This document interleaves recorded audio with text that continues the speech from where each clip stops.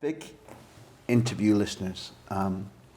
This is a happy story because I parachuted my noisy Scottish presence into the life of Oriol Romeu out of the blue and said, hey Maestro, is there any chance of speaking to us? And after a short period of reflection, he said yes. And therefore we find ourselves at the beautiful pine tables in the Hotel du Vin in Winchester, talking to a fabulous midfield organiser who split his life between Spain and Germany and England, talking to Oriol Romeu. Thank you very much for joining us. Thank you for having me. How's your coffee?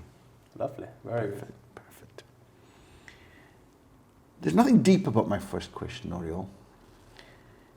If I asked you to identify the biggest, most impactful cultural change for you and your life about living here in England for quite some years now, compared to living in Catalonia or compared to living in Spain, across the range of possible answers, what would you go for? I'd say the probably most important thing is getting used to the changes and getting used to adapting to a new culture as soon as you can. Moving to the UK when I was younger, language, new culture, new people, it was everything completely different. And I knew that I had to go and get everything as quick as I could. I have to say, the English people, they've always treated me amazingly and I've always felt welcome. And I think you agree with me, once you try to introduce yourself into a culture and when you try to learn the language, be one more of them, they will open the arms and treat you as one more, and that's lovely. What was the method you used to try and learn our mad, fucking crazy language? Because as somebody, I think, I would bet I speak less grammatically good Spanish than your English. Your English, I think, is superior. But I did what I always do in life. I just stumbled along, picking up things here and there, like a jumble sale with words and phrases and repeating them. What was your tactic to dominating? And also, what people listening might not know is our language is full of tricks. Words look one way and sound something else. More or less in Spanish, words kind of sound like they look, which is a big help. Yeah, the English is a tough language to learn, but it's a nice language, and I always love the fact of getting to speak new languages. When I moved here, my level was very little. Like I could barely speak. And luckily enough, I moved in alongside Marta, so we were both together. We were both as lost as we could have been at that time. And then we had lessons together. I think we pushed each other to improve and get better, and that was competitively. In a good way, yeah, in a good way. And have you heard of that word? Have you heard of that sentence or that phrasal verb that we were just learning? And that was good. That was great. And within a few months, we were already able to understand the gaffer, understand the players, and getting more into these dressing rooms routines. Like chromos, like football cards. I'll swap you this word for that word. Yeah. That kind of thing. Yeah, I remember screw up was one, goosebumps. Those words. Oh, have you heard of them? Oh, that's a good one. I'll keep that one. Goosebumps in English sounds really weird, but it exists in Spanish too, doesn't it? Yeah. Piel de gallina, no? Yeah. It's more or less the same. Yeah. It's a funny word. Now that you say it, it is a really funny word. But I found. So, for example, I don't know if you know, but I was born in 1963 in Aberdeen. So it's like not just different generations, it's a different world. And we got lots of strange expressions. So when I was growing up, if I was a little kid, if the day was a little bit grey and there was damp in the air, my parents would say, it's a mochi day. Now that means nothing to you, mochi day. Now that I live in your country, I realise it comes from mojado. We've stolen a really Aberdeen. Ask Stu Armstrong about if he knows what a mochi day is. Y lo tenemos robado desde mojado. So I don't know if you do these backward flips. And mostly I think the English language is the one that's stolen from the Romantic languages. Like French, Italian, Spanish, or Latin. And you can really hear it when I love it's like having a present every couple of days. When you unwrap it, go, That's where that comes from. It's fantastic. I don't think it works the other way. I don't think. Well, there will be sentences, but it's more like I think like parking spaces or some words are restaurants. They're being copied, but I don't think it's this. Normally, I think English is taking nice, as you say, nicer words like pardon sounds good in French, and then they use it a lot. Merci, or we use merci as well in Spain. Particularly in Catalonia. In Catalonia a lot. Right. And it's I agree. It's nice to see those connections between languages, and then this is coming from there probably. I just found out right now. Let's talk about connections. We've got fantastic people, socios we call them, who've supported us throughout all our lives. Which is we're on our 6th. But in fact, I think you're our 6th birthday episode. So thank you. Wow. And one example is Guy Harding. So when we told our socios that we had Oriol coming on, Guy wrote in and he said, I love this. As a Saints fan, I've got huge respect for Oriol. As well as being an important member of our team, he seems like a classy and considerate human being. Not bad. What has continued to impress me is his ability to win over new managers with different styles who on first look might have thought, I don't know if he fits or he doesn't. And therefore Gary says, to my eye, Oriol seems to be incredibly tactically aware. But what does he put his success down to? And I'm not going to steal Gary's question, but in all the things we've learned about you, we have you noted down as a guy who's very driven about how to push himself to his extremes, and who's open to learning different concepts and trying to apply them to daily life. Has Gary touched on something that you recognised, and is the way that we interpret you accurate? I like that someone that's seen me for the last, maybe Gary's seen me for the last 7 years that I've been in Southampton, thinks of me like that. I think it's a very good compliment, and that's my aim. That's my goal, to get used to what you have to do. Sometimes I need to be honest with myself that you're not a player that the team can be molded around you. You need to get used to what the gaffer wants, what your players around you want, and then you can have the best version of yourself. So we've had managers that wanted to play a lot more with the ball. Now we have a manager that loves pressing high, loads of energy. So I knew I had to change a little bit my body, the way I was looking and thinking of football. I grew up Barcelona. We used to have loads of ball possession.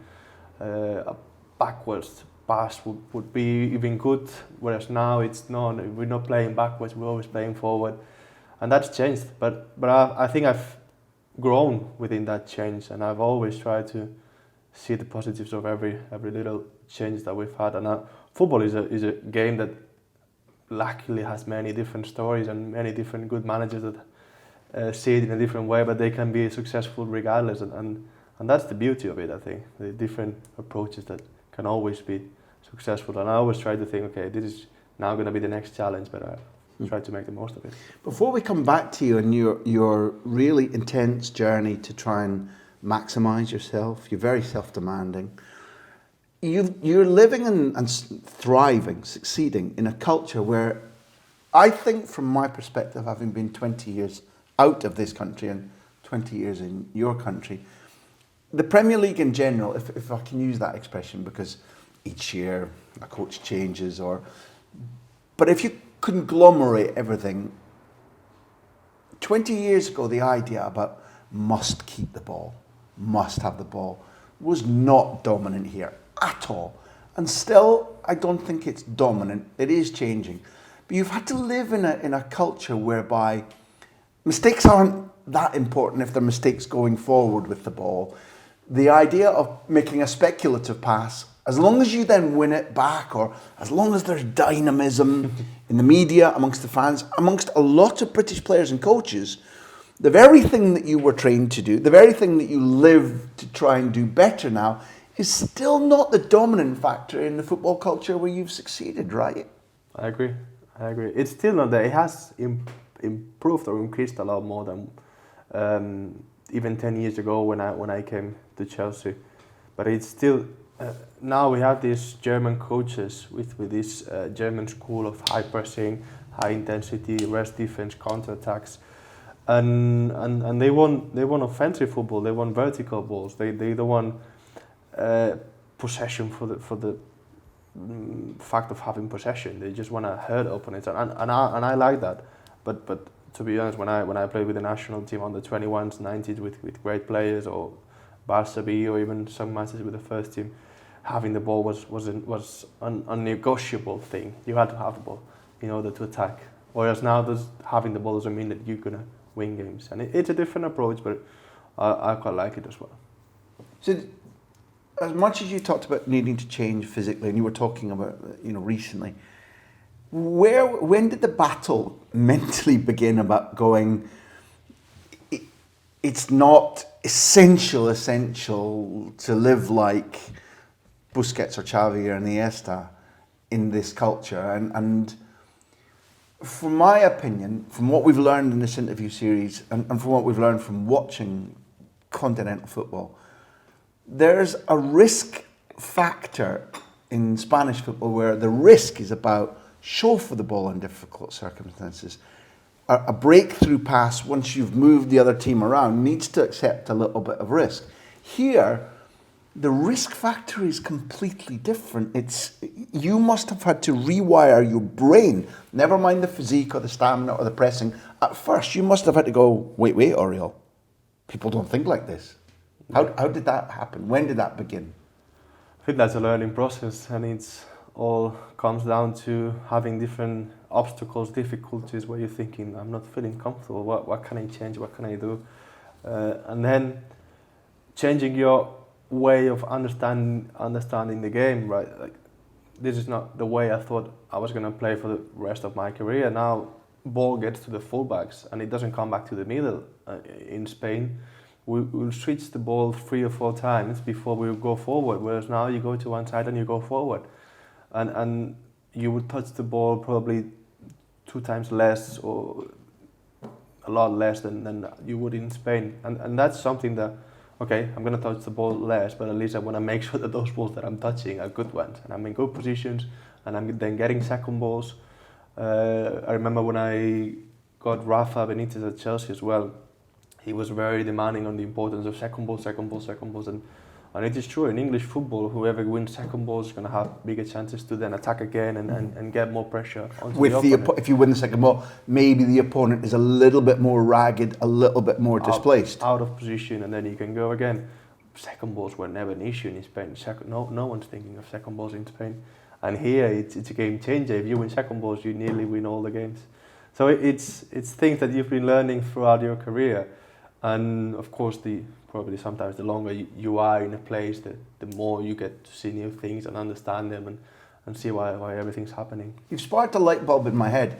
Let me ask you, I don't know if you watched both games, but that second ball idea, as Spain's football, irrespective of if a big team in Spain has a German or an Albanian or whatever in the Spanish football, if we can call it that, has been the predominant force in the world, not just Europe, for the majority of my years in Spain. But we've seen such changes in culture, diet, coaching, player development in England, and also big budgets in England, that gradually over the last 3 years, something has changed. And I want to compare, based on what you said about, say, second balls. Last year when Atleti and Real Madrid couldn't compete with Chelsea, and the scorelines were still quite tight. Madrid beat Chelsea in Bernabeu, but lost 2-0. 2-0 looking like 4-0 at the Bridge.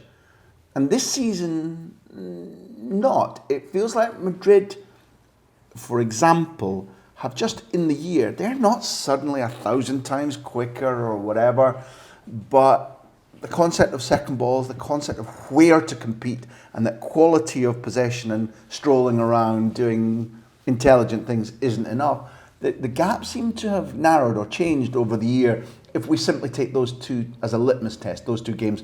Madrid losing here and going out of the competition in the semi-final, clearly a year ago, and now their tie isn't resolved as we speak, but going and winning there 3-1, not just because of the genius of the goals, but competing differently, I thought. Yeah, the game was Madrid, the way they approached it, I think it was very clever. They probably learned from their mistakes, and they were very solid. I saw a very solid defensive team, but also when they were moving forward, they were always that cross from Modric to Benzema, first touch in. It's something that you gotta have a communication beforehand, or understand each other a lot, like knowing that that's gonna happen, because the way they move with this synchronization they had, the fast they were, it was real. The same first cross with Benzema and the header. I know they were great goals and he was a great finish, but they were you could see they were very ready to hurt them quickly, and how they approached every counter-attack and everything, and how they went defensively. And they have, like, we played Chelsea, and they're a very good team, and they got very many options up front, and they can hurt you if you give them spaces and chances. But the way Madrid organized their team defensively, I think it was spot on. Yeah, okay. With what you said about Rafa's teaching and the gap that did exist between the slightly slower, more methodical idea of La Liga football and the gap that was beginning to emerge, if you think about Barcelona-Liverpool, for example, in the 4-0, it felt like the gap was moving too big, and now maybe it's beginning to close. You've made me feel a little bit like, I don't know if in school you used to look at the back of the book or look at somebody else's homework. I've cheated a little bit because you talked about first ball and possession and whatever. And one of the most beautiful things either Martin or I have read recently is your book, where you decide that there might be a way to learn a little bit more by speaking to a maestro. So Xavi, who occasionally I WhatsApp as well, and always I get back fun, and he's interesting. And recently I watched him doing a briefing for the media off the record, and it was 40 minutes of just like, it was like being in Harvard, but also So you got in touch with Xavi. What were you asking him? And I've read the responses because you published them. Yeah. Give us the detail of what he was trying to explain to you in order to aid your development. Give us the full picture. Yeah, you see, and now that you make me this question, his answer is probably defining the way he understood football as well. My thing was, I was feeling that I was playing good and enjoying myself, but there were a couple of actions during the game that I was giving the ball away too easily, or I was not fully on it. And then me alongside another guy that helps me to analyze games, and Damian, yeah, tactically he's I think he's a very bright guy. We thought, which player can we watch in order to get you understand how you can be fully focused during 90 minutes. And then of course Xavi came to our head. He was a player that I can't remember him missing a pass or having a bad game. He was unreal. And then we went and watched some of his games, but then I thought, why don't I just ask him, because I've got his number. I've talked to him a couple of times. He's been always very, as you said, he's been always very helpful. He's a very good guy.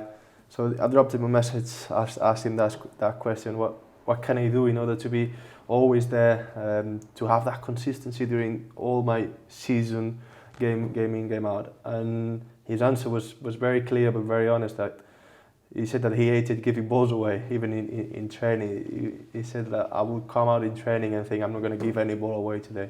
I'm going to make sure, even in rondos, even in ball possessions where you have a lot of pressure, that I was in the right position. I was making that first touch perfectly. I was always giving the pass in the right area and with the right intention. And during the games, that just followed me through, like that mindset of making sure that during the training sessions I was always very critical with myself. He even said that I was sometimes even too critical with myself, but that allowed me to be always that consistent.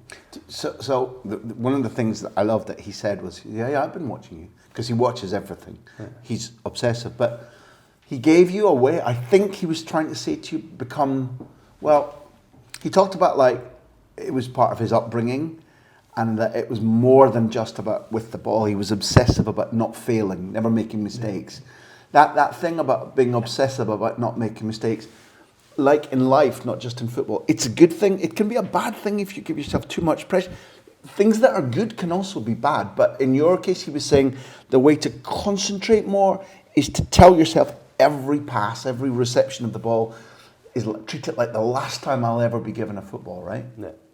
And the fact of hating giving a ball away or hating making a mistake kept him active, kept him always on his toes, kept him always wanting to do the right thing. And this style of football, this philosophy of always having the ball, you have to play like that, because if you just take a simple pass or a forward pass as a one more, then you're going to make more mistakes. But always having to make the right one, receive it the right areas, put the ball in the right place and with the right intention, then it's more unlikely that you give the ball away. So are you what Xavi would call, are you a pivote, but by nature? I felt more comfortable in that position, but I also love defending as well. So I'm in between those areas and getting into the middle and trying to connect with players. When I was able to play with some great players in the middle, like in Valencia, even here in Southampton, and I'm behind them and they're the more creative ones, I just give them the ball and they can play between the lines, turn, create, put the last pass. That's where I felt most comfortable. I do the dirty work and they can do the creative one. But I'm not a big basketball fan, and I think that football has stolen the word pivote from basketball, I think. But my understanding of a pivote is that a really good pivote does what you've described, but also circulates the possession too. And it felt, certainly when I was watching you come through, that you were equipped, certainly mentally and in terms of your use of your passing, to do both. That you could, not be the 10 between the lines, but a pivote is kind of like the nerve centre through which everything travels, and maybe ugly possession becomes good possession.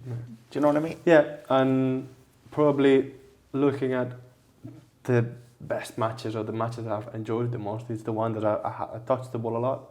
And of course I defended and I could put some tackles in and winning headers, but being able to circulate that ball, being able to touch it, to be close to it, to attack again and again, and that's when I enjoyed it. Does it feel in those moments that not like I'm the best, but this game is mine?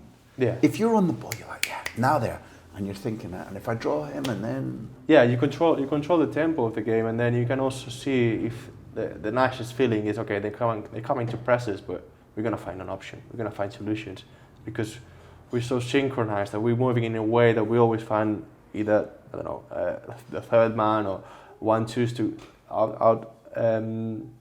get out of the pressure. And that feeling is amazing. It doesn't happen very often in this league because it gets crazy and there's so many ups and downs. Control a game for 90 minutes. It's really hard, but when that comes, it's a joyful moment. When you say it's crazy in this league, is that the feeling that 1,000 things are happening a second instead of 500 things per second, and that people swarm you, right? It's a bit, the atmosphere of the game makes it all chaotic, makes it all, whenever there is a guy with the ball and space in front, the crowd is asking him to go forward, to dribble, whenever there is a chance of shooting on the goal, you have to shoot. 30,000 people shouting shoot.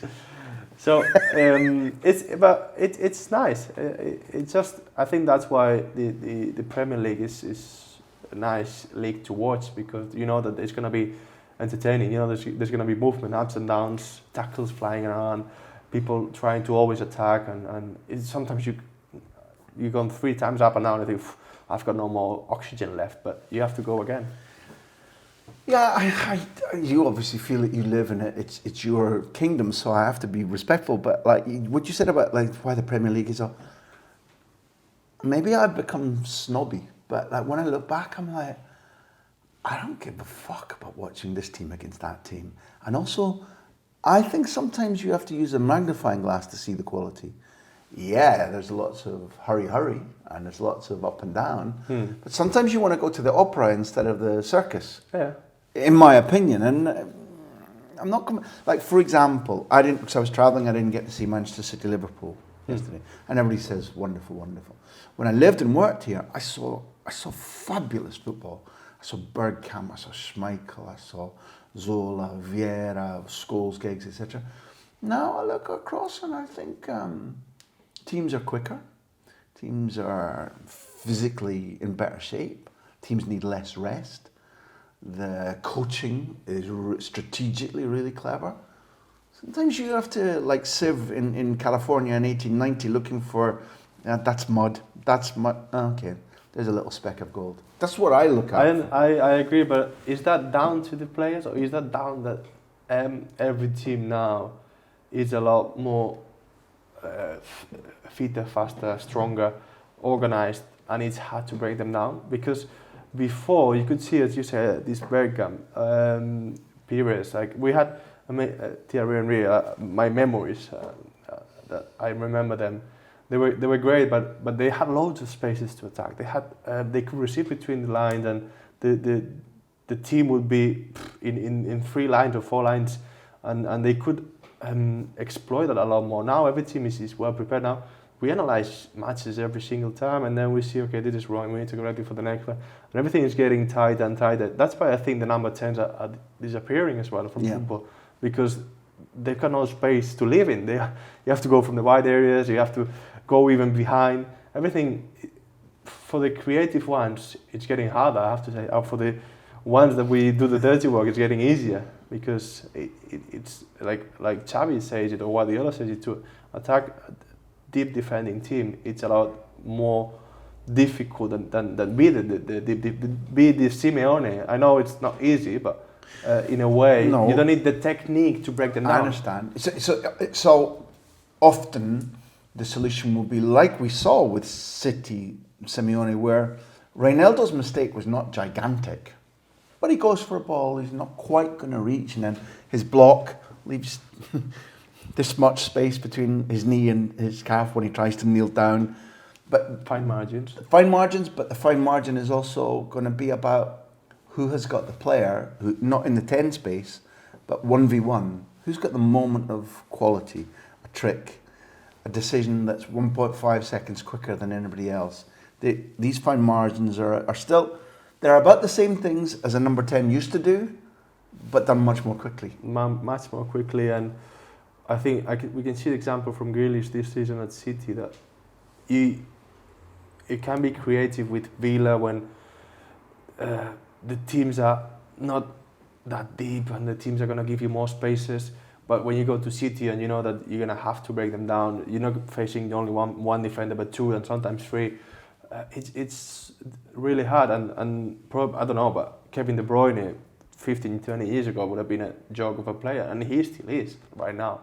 Joke of a player, meaning that he would look like a Ballon d'Or winner every single weekend and probably score 25 goals. Probably. That's the way I think that right now, doing what he does, it deserves a lot more credit. And I don't like to compare areas and years, because everything is down to a moment. But it is true that I feel those creative players are partly gone because the teams are a lot more organised right now. We've destroyed their environment, like we're doing in the Amazon. We've just, like the wild animals, we've destroyed their environment. Probably, yeah. I can't leave the idea of analysis with asking you more about Damien Estelrich. Not secrets, but again, I think in life, not just for wealthy footballers, not all of us examine ourselves.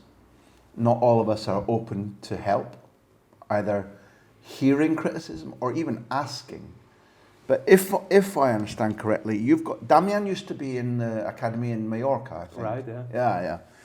So you've gone to somebody to say, like you did with Xavi, improve me or help me think differently, or maybe it's better if you explain it instead of me. No, yeah, you were right.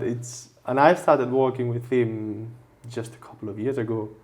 I was 29 and he was a friend of my agent, who is my agent is like my father. And he said to me, I know this guy, he's been working with Mallorca for a long time. He's tactically, he's very good, but then he can also help you to understand a little bit more things, add new things to your game. And then I said, okay, I'll give it a try, see how it goes. And then what we do is we watch our games, every single action, see not all of them, but see whether there's a pattern that gets repeated too often, and right, or you need to watch this because that's not right. That's sometimes making you take the wrong decision, and I love it. I think it's one, as you said, a good thing to see whether you're doing something right or wrong, and then being able to accept that that's wrong and you need to change it. That's the next step. And then during the training sessions or during the week, you try to change the way you receive the balls or the way you watch the game, where you playing those passes. Can you play them in a different way? Can you talk to the striker and say, whenever I get in the ball in this area, I want you to make that run, because then we're going to be able to. So people around you will be noticing the difference since you and Damian began to discuss and analyse, because even if you're altering small habits, it affects left, right, in front, the coach. Yeah, probably, yeah. I mean, I haven't told anyone, but probably they can see different things, and then he can also see. You can look at the stats. You can look at all the number of things that, okay, when you get closer to this player, you feel yourself more comfortable, or you can receive in better areas. Those details that sometimes we as players, or either we don't see or we don't want to spend the time doing it. Yeah, and also you don't have a lot of mental time because it's train, travel, media, play, maybe see the family. No, I agree. Having someone that can help you out on this, it's really helpful. Like a side brain. Yeah. We'll come back to one guy who thinks the same as you in a minute. This is a bit more light-hearted. We've got good sponsors who support us all the time. Thank you, Bet365. They talk about the time across all your teams, both Barcelona, Chelsea, Valencia, Stuttgart, Southampton. Their challenge, if you accept it, is this: you can only pick one player from each time that this player has been part of the same squad as you across your entire career to choose your ultimate five-a-side team.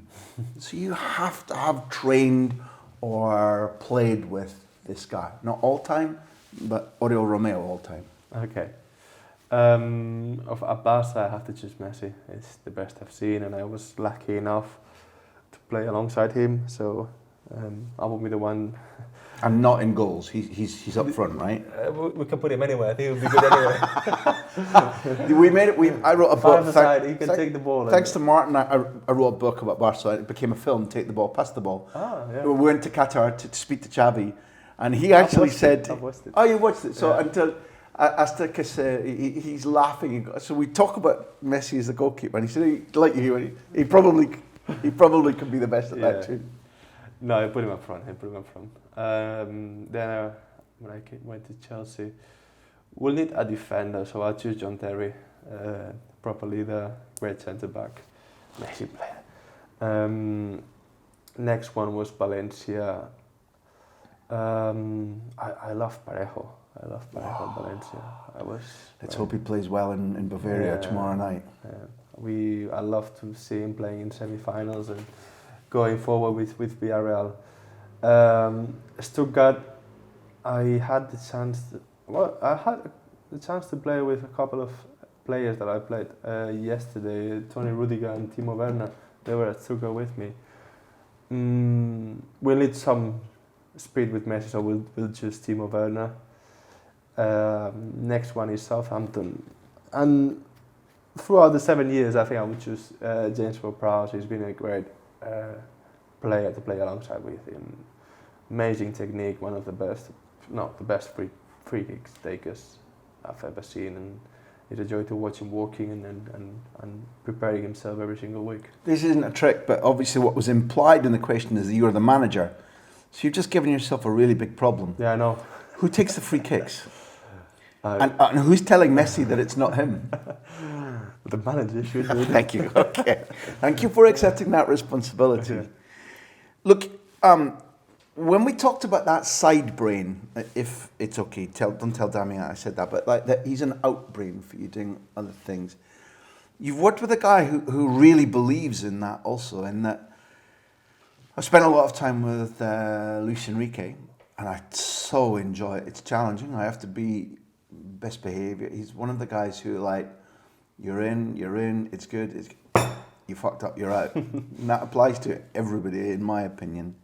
But across all his time, he's always had Joaquin Valdez, this sports psychologist, like, if people don't understand it, like on his shoulder. I mean, there all the time.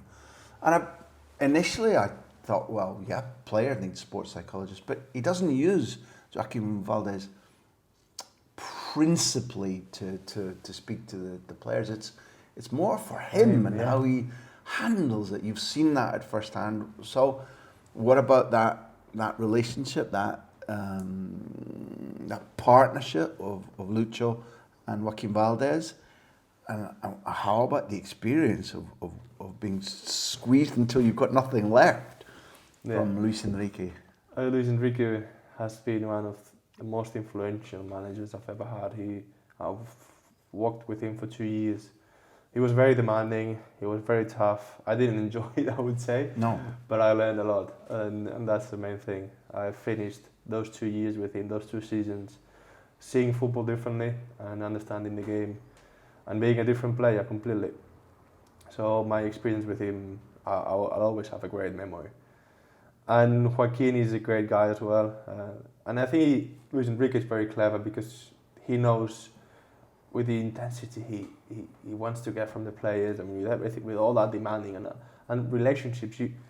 A manager has to deal with 20 different individuals, and then you need someone that knows really well how to manage that group next to you constantly, and you need to ask him how you. Then he will probably do different things or things on his own way because Luis Enrique is also very sure of his way of behaving. But having that person next to him, it gives him that balance probably to then make the better decisions to make sure that the group is in to moderate the intensity sometimes, or just and how I remember with Joaquin a couple of times I talked to him and then he could give you the right advice at the right time. Although he wasn't working for us, but you know he was someone you could approach and he was close to you, and he just gave me a book, and that book has always been with me whenever I had struggled. So it's just those details that or that sentence or that thing that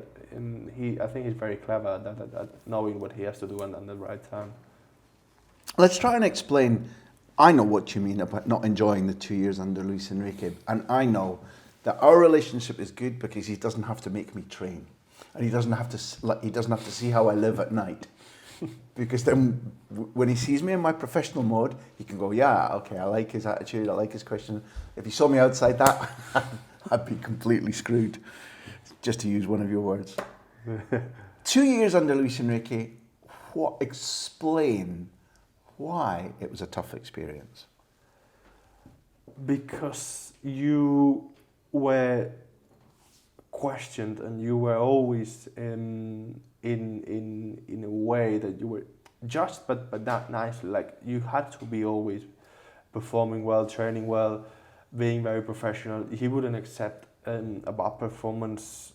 He would accept a mistake, but not a bad performance in terms of not giving your best. And then you could see that he was really demanding on himself first, and then he was also setting the right example to the rest of the players. I remember one game we won 4-1 against Granada, and he was quite tough on me. Oh, you made that mistake, you made this mistake, and then I was annoyed because I was thinking, what can I do? I mean, I thought I was doing the right thing, but all of a sudden it seemed like everything's wrong. And I went to him, Mister, I need your help. I don't know what to do. And I thought those were the things that you wanted from me. Then he took me to his office. We sat down. We watched the whole game. Went down to the detail. Do this in this occasion. Do that and that. He had the answers that I needed and at the right time. And he spent the time as well to make sure that I understood what I had to do in every part of the game. And all those details, I'll always be really thankful for that. Am I talking bullshit in that when I say I think it's really hard, in general, but also hard for sports people to do what you did then and ask for help? Am I wrong? Where does the part of your nature that says, I'm not going to ask him for help or ask him for an explanation. Not everybody does that. One, where does that come from in you? And two, am I right that in the culture of football, asking for help is not a normal thing? Yeah, probably you're right, and it's not a good thing. So there is moments that you struggle, there is moments that you lose confidence, and you don't feel yourself, and then it's the right time to look for someone next to you that can give you an answer, can give you a brief of some fresh air that's gonna get you out of that feeling. Where do I get it from? Good question. I think I hate being in a low moment, so I always try to get out from them as quick as I can, and then I'm capable of doing wherever I need. I mean, if someone tells me if you run a 1,000 meters at that speed and you're gonna get this win, then I'll walk for it. So we don't always have the right answers and the right things to do, but if I know that something's gonna get me closer to that, I will do it. Maybe I know you've been here a long time, maybe I'm talking about the British culture, I don't know, but I still think that, and football encourages the idea of invincibility, that if you ask for help, that's showing weakness. Now, it is changing, I know it's changing, I'm not so stupid as not to notice, but you were playing for Barca B when you asked Luis Enrique, okay, manager, you just give me a bollocking? Why? What to help me understand? That's, I don't know how many years ago, so that was 2009-10. More or less it's 10, 12 years ago. So we're talking about a younger Oriol, a different world culture, but still you were able to ask for help. I don't think, certainly in British football, that I think people still look down on that. Yeah. You haven't seen, you don't feel quite what I'm saying, do you? Yeah, no, you're saying that that's not as likely to happen in this culture. I know I grew up in a culture where that would have been regarded as soft or weak. Yeah.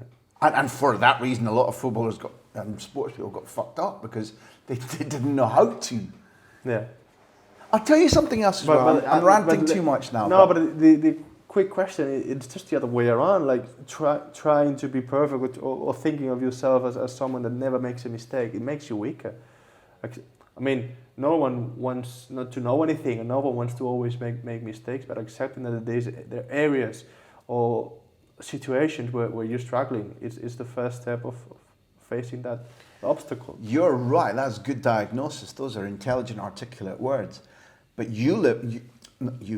footballers like you live in a culture where advertisers tell you you're wonderful, you're perfect, fans adore you, social media. That's why I don't like social media. Yeah.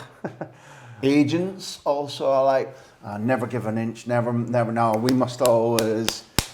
And I know why this worm is in my head, because 10 days ago when we interviewed Luc de Jong for this series, before Luc arrived, Xavi and Oscar and Jordi Cruyff allowed a sort of 35, 40-minute off-the-record briefing. So I can speak about it, but we can't use it as titulares or nothing. Okay. But he talked about arriving at the Camp Nou and the training ground to a culture of positional football having disappeared. He'd been there 6 years earlier. He assumed that it might change, but that it would still be the fun. He said he came back, it was like a desert, a wasteland. So he begins to explain and teach and educate. He thought the Dutch, because of the Dutch idea of football, would understand it, that the kids who'd come through the academy would understand it. He thought that although Busquets hasn't changed at all, he thought that him and Piqué would still have been fighting the fire of positional. No. So when he came back, he explained to us about having to tell players, certain players within the squad, we don't need to name them, about do this, and they're like, no, mister, no, this is what I do, and no. They couldn't listen to constructive criticism, and he said, there's always an excuse about, well, yeah, but in the yeah, you say that, boss. You say that to Xavi, maybe the greatest midfielder, certainly ever for my taste, and certainly in Spain's history. And they're like, no, but what you don't understand is in the moment, you're like, what the fuck kind of ego do you have to say to Xavi, yeah, but you don't understand what it was like in the moment. And if you expand from that small point outwards, footballers often are like, nah, but wait, I know. But you need to understand footballers' social life as well too, because I've had that discussion with it myself sometimes. That why is he not seeing it? It's pretty obvious, but we're surrounded by people that just tell us how good we are, how good we look, and how well we played in the last game. And if someone probably tells us that we didn't play well, what footballer would do is push away that person from me because he's not telling me what I want to listen. And this is probably the first mistake, that surrounding yourself from people that tell you what you want to listen rather what's true or not makes you always want to listen things that are nice to your ears but aren't true. And it is I just see it like this. You just keep feeding that ego, and one day after the other, and then the manager will come and say you had a bad game. You wouldn't take it, or you have to change the way you play, or one of your teammates will come and say you need to come to the gym because you're not winning any duels, or you need to put more work on it. Oh no, I'm doing the right thing because everyone tells me I'm doing the right thing. And that mindset, I think, it wasn't the same a few years ago, and now it's different. Socially, an action that we're doing right now has a lot more impact than 10 years ago. Yeah. And it's either more criticized or more praised. Yeah. But it's normally more praised. But that's why you're surrounding yourself by people that praise you. I hope that some of the, not just this conversation, but some of the conversations we've had, one of our objectives was to clear away the shit that surrounds football, the sycophancy, like you're describing, where everything's great, or the way the tabloids go, footballers are bad, they're greedy, they're stupid, all this rubbish. If you clear it away, what you find is normal people with normal fears, but also dedication that people don't understand. That journalists and the media don't understand the sacrifices. Not the sacrifices to get into the game, but the daily tiredness, the playing through pain, the constant flurry of information and demands. And people use the word pressure a lot without understanding what we ask of you guys, in my opinion. For us, pressure is always there, and it's going to be there. But I also think that me in my position, our pressure is nothing compared to Messi. Pogba just came out explaining about it a little bit, and they go out on the streets and they have always people burning their ears and always having to do well and always having to look good, and always because they're a brand, because otherwise they're going to break the sponsorships, and you got pressure from your agents, you got pressure from everyone. And that's a pressure that I think you got to be prepared to be able to deal with it. Was Juan Mata one of the first guys to break that for you? I'm cheating again because you tell a funny story in your Unforgettable Year diary about, I'm going to name the brand. I mean, you see me, I don't spend a lot of time in Dolce & Gabbana. I put on what I pick up and put on as well, don't worry. Anything that I see. But you tell a funny story about saying, this is what I do with my money now, and Juan not liking it immediately, right? Yeah, when I went and spent some extra money at the shop Dolce & Gabbana, he said, you sure you like it? And I thought, I didn't answer, but then I went home and I thought, he's probably right. I'll never wear it. I'm not going to wear it. And if I wear it, I'll feel uncomfortable. If I go to my hometown with these shoes and suit, I'll look weird there. So yeah, I never went back. I don't think that's an easily solvable problem about what we tell people in your position who are excelling, because you are excelling. And sycophancy and telling people everything's great is wrong. But telling hard truths, I think, is difficult. And I think the pressure that we've been talking about means that sometimes that push away motion you have to push away a lot of idiots too. So the natural reflex when people come to you often is to put a barrier up, to push away, because there's so much rubbish comes in your direction too. We both, I could only read the Catalan version, and I don't think there's an English version of your book yet. No. Your diary. Spanish. One, why did you write it? And two, did it help? It helped a lot. I enjoyed it.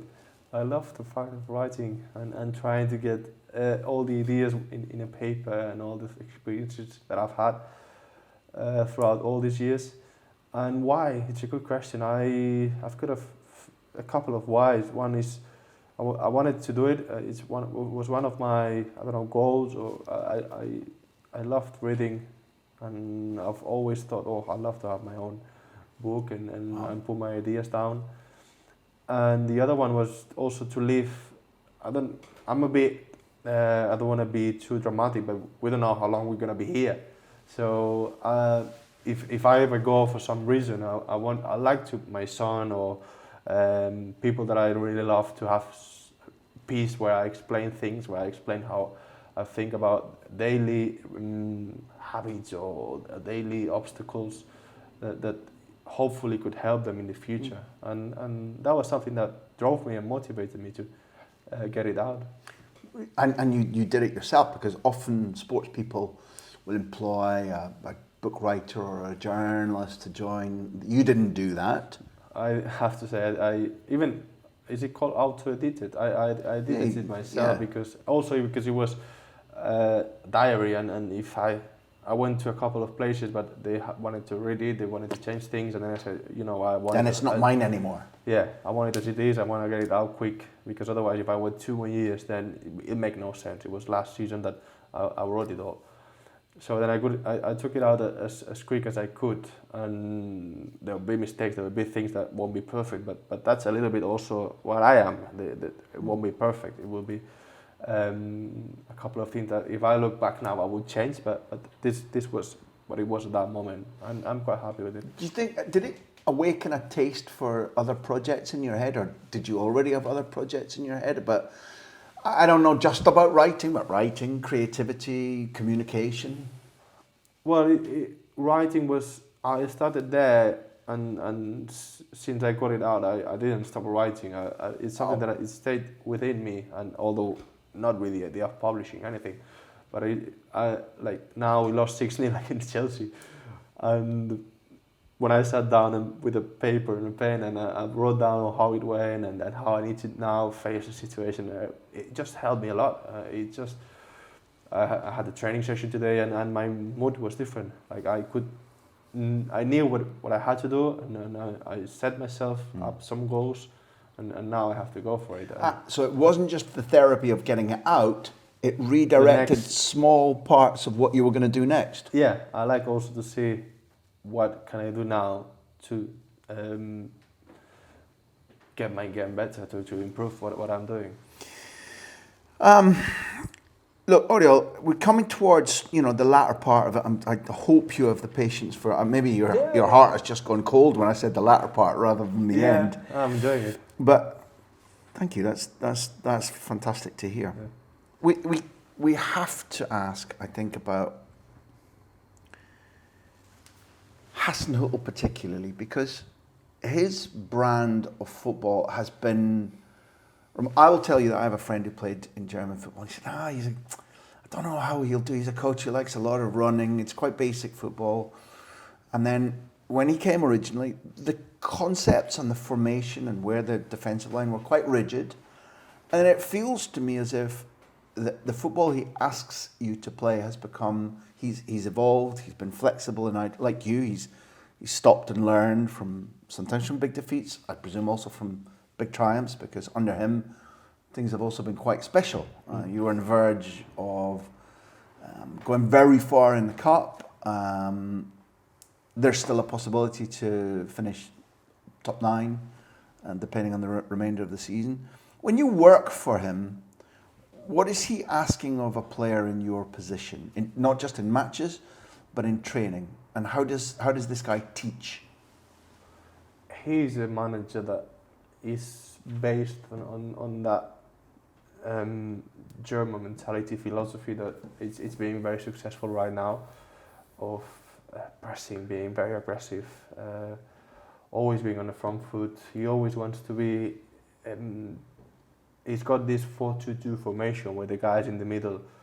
We have to cover a lot of space and up and down, but moving in a way that we can always apply pressure on the opponents is what he loves. He always wants to have pressure on the ball. And then once we get it, his message on us depends on the opponent sometimes. We played Leeds, and as they were also very pressing driven team and very aggressive, he didn't want us to take any risk because that could have been... If you lose, then the transition is quicker to face. That was their game, that was what they were trying to do. Whereas we played Watford, that was going to sit deeper, we had to have some movements to break them somehow through the channels, or 2v1s on the side, or players in the pocket. So to be honest, it changes a little bit the way we approach every game in terms of who we're facing. But the mentality of pressing high, of being aggressive, of being very vertical, it rarely changes. Really specifically, how does he communicate? So, for example, I moved to your country because in those days, I'm sorry everybody who's listened to the big interview for the fucking 130th time I've explained this. I'm really sorry. Because in those days, training sessions were open. And I thought this is a really good way to learn. And now more they're closed. But when you get to certain games, particularly Villarreal against Manchester United in the Europa League final, Villarreal against Chelsea, training sessions are open 90 minutes. And it's just fucking heaven. It's heaven. But then you watch Unai Emery and what he asks. I'm not saying that Unai and Ralph Hasenhuttl want the same things, but you watch him with 6 or 7 or 8 players holding hands and moving together, or he ropes them together, and the shouting, because some managers, Ferguson for example, but lots of them, stand and watch and they're coached as the organisation. Unai, if he could get inside the jersey of his players to say, no, do it like this, he would. But the actual method of showing them when they're, I think sometimes in Spain it's called basculación.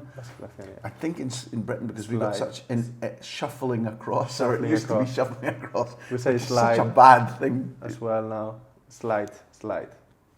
Really? Slide across. Yeah. But I'm more interested in the concept of how you get groups of 3-4 players to move in unison. How is that taught specifically? The different managers do it differently. In the case of Hasenhuttl, he uses a lot these board and these pieces where you have to be depending on where the ball is, and then we would do pressing against a team that tries to play out from the back, and we would do one scene, as he says, like one action. mm-hmm. If they can get it out, then he will look where the mistake was. What's happened there? Something's wrong. They cannot get it out. So then either the 10 has to be higher or the 6 has to follow the 6. We always have to be one's high, the other one's low. So we always have to be, one's pressing the 6. And then the strikers as well, they have to move in order that they stop the ball through the middle and they always bring them out. Or if they come in, then we're ready to jump on them. So that's always something that he loves doing, and he wants to make sure that everyone's moving like in an orchestra, as you said before, in synchrony. Ball is on the other side, there's no one switched off. We'll travel across, we'll come closer to the ball, so we make sure that they're not getting out of that area. Of course, that's not always possible and it's not always perfect, but it does work if you're always sharp and aggressive and you put pressure on them. If you can get the ball in those areas back, then you're going to be able to attack quick. And he always says that those 3 to 5 seconds when you get the ball back are the biggest chances, are the biggest quality in the chances. So if you can then attack quickly, they are disorganized, and then you're going to have moments to have good opportunities. Is the action training sometimes in overload numbers? So to sometimes you have maybe 6 or 7 players bringing the ball out, but only 4 pressing. Is that a way to sharpen things up, or does he not do that? There are exercises that he tries to force a ball recovered, but he can put 2 players against 4. So then we get the ball back and then we can attack quicker. So then we can work on those transitions.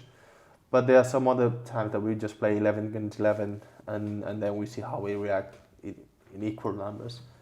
It's just depending on what he's trying to get. And is he a sergeant major instructor, or is he like like you said, you went to Lucho and Lucho could sit you down and watch the game and say, look like this, like this. What type of teaching communication is his skill? The structure is very important for him. He calls it the net. It's very important. He wants everyone working in the net and everyone moving in synchrony. Because if someone, this way of defending is very effective if everyone does it. As soon as you get one centre back that doesn't come out or one fullback that doesn't slide, then there will be gaps. And it's the gap that the opposition's actually looking for. And they'll be punished. Yeah, you'll be punished then. What have I got here as a question from our sponsors 365, thank you. I'm guessing that, what we've just said there's the net moving. That's Kamasaki sliding across. Lucho would really like, I guess, one of your teammates, and Pep Guardiola described James Ward-Prowse as the best free kick taker in the world. The question for you is, what level of practice does he need to do to be so excellent? And is Pep's phrase for all the football you watch, does that seem right as well, that potentially we are looking at the best free kick taker in the world right now? From what I've seen, yeah, I would say yes. His accuracy, the free kicks around the box are always a goal chance, but also corner kicks, side kicks, these crosses are always very dangerous. And I'm thinking, well, we should score more goals with those balls flying in. But also, you see him training, and when he misses a shot, just goes 2 or 3 centimeters out of the top corner. When a normal person like me or someone else misses a shot, he can go 5 meters above the fence. His fly of the ball, his touch, his contact is always so clean. He's always so perfect, and it rarely changes. So he's very accurate and he's very clean on that contact. I think that's what makes him so successful. There's 2 things there. That one is a given talent, of course. Mm-hmm. He's got that within himself, and then it's the practice side. He does practice it. He does every week. You see him practicing free kicks, but he also loves doing it. So it's a bit of both. I remember way back when Ronaldinho moved to Camp Nou. The club was so disorganised. One of the guys who worked there used to explain to me that Ronaldinho would have asked, in the days when he was fully focused, he would ask to come back in the afternoon and train free kicks. And the club was like, well, that's nothing to do with us. He said, couldn't you supply me with build a wall and give me the reserve goalkeeper? They were like, you go and fix it. So he did for a little while and then he stopped. I guess now in the modern game, 20 years later, there's no problem about saying, I want to do extra, I want to come in for an extra session. I don't know whether James needs extra, whether it fits in the normal training or he goes, okay, today I'm doing 20 minutes extra. What's the culture of practice, of extra training? Normally it's straight after the game. There's straight after the training session, sorry. There's sessions that are a bit lighter, so then he will stay a bit longer, put his wall on and go into the other goal on his own, a bit quiet space, and then start practicing his free kicks. Sometimes he puts a goal in, sometimes he doesn't put one. He knows they probably won't save it, so he doesn't need a goal. Wait, sometimes he practices without a keeper there? Yeah. Whoa, hold on a second. What sense does that make? Because, okay, you can still aim for the same areas, but conceptually then on a Saturday or Sunday when you're looking at the goal and that wall, suddenly there's a big guy in the middle. I have no clue how that works. But the last 2 or 3 free kicks that he scored, the goalie goes way before he takes it, and they still don't get it. So I think he's so good at hitting the ball in those areas that even if they go before, they haven't got time to catch the ball. And every now and then he will go keeper side, so I guess probably that makes them doubt whether, if I go too early, then he will come this way. It's a different art, but would he be, if you were given more penalties, could he be a sensational penalty taker too? Or because everybody says best in the world on free kicks, and it is a different art because suddenly then it's me v you, there's no wall, it's a shorter distance. they're like cousins. They're not the same thing. Yeah, I agree. In theory, it should be easy a job because there's no one in the middle, It should be. and you got not as much pressure. You closer. But I think the way he hits it, the free kicks really suits him because he's able to get the ball up very quickly and make it down, make it fly towards the top corner. And he normally, when he takes penalties, he goes lower. He doesn't like going that high. He probably feels more comfortable the free kick distance than the penalty again. Yeah. It's the way it looked visually, but like lots in life, that didn't make massive sense. Listen, we've just got one thing to finish on, and it's a question from one of our socios, the men and women who've supported us all our lives. And I wish I'd cut it across into my document, but I have to now look for it, so apologies for that.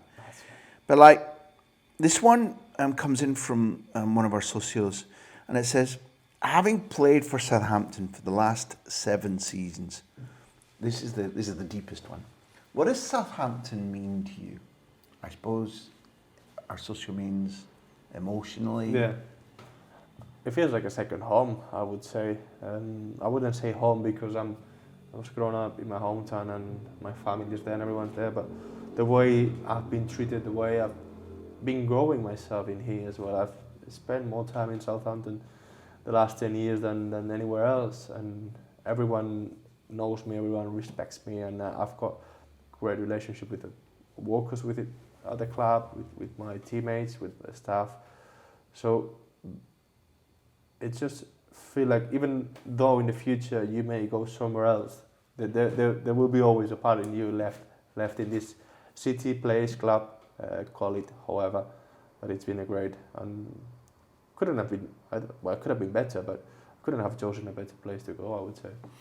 When you talked about writing the book because of leaving a record, leaving a mark, leaving something that mattered to you, it's nice to know you've done that at Southampton. You're saying that Southampton has done that to you too, but it's nice to know you've done that at Southampton. And, you know, without being too romantic, I hope that for those who enjoy you and your football, we've helped you do something similar here too. It's been exactly the privilege that we expected it to be. It's been an education that's been very enjoyable. Oriol Romeu, on behalf of the big interview and all our listeners, thank you very much indeed. Thank you for having me. It's been a pleasure as well from me.